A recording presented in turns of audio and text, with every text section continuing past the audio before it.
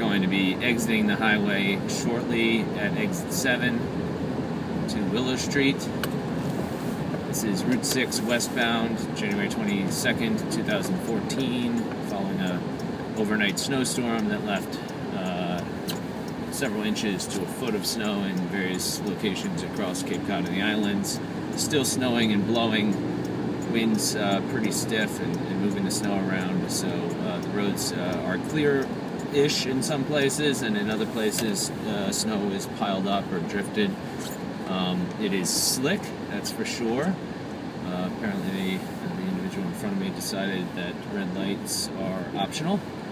And we are taking a left onto Willow Street as we have to go, and we'll see what the secondary roads look like around Barnstable.